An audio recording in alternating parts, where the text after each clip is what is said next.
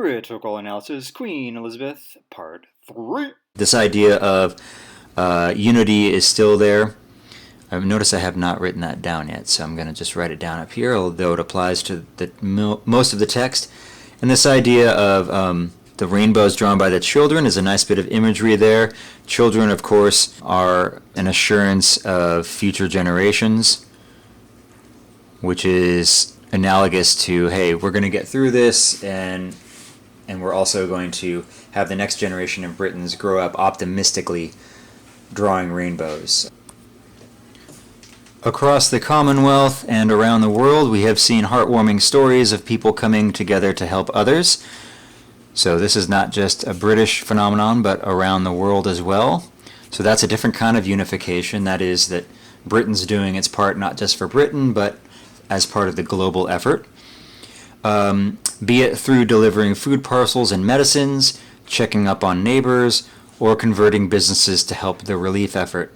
That's some more specific ways that people are selflessly continuing their day-to-day duties, as she mentioned in the first column. This next section here, and though self-isolating may at times be hard, many people of all faiths and of none are discovering that it presents an opportunity to slow down, pause, and reflect in prayer or meditation. This is an interesting angle as well. Speaking again in this paragraph to those who are kind of out on the front lines, so to speak, and then those who are sheltering in place, again, they are equally honorable, but they each come with their own challenges. And so the challenge for those who are sheltering in place is to, how to pass the time and how to sort of to maintain, for lack of a kinder term, maintain your sanity, right? So this notion here that she's addressing that maybe people are finding some sort of comfort that they didn't expect to in being home with more time on their hands than they're normally used to. And she attributes that to, or connects that to, faith and prayer. The idea of self-isolating is a kind of prayerful or meditative state of some kind of soul-searching perhaps, but that she is also being inclusive. Back to the unity here. She's being inclusive in acknowledging, she's inclusive of diverse pathways to faith.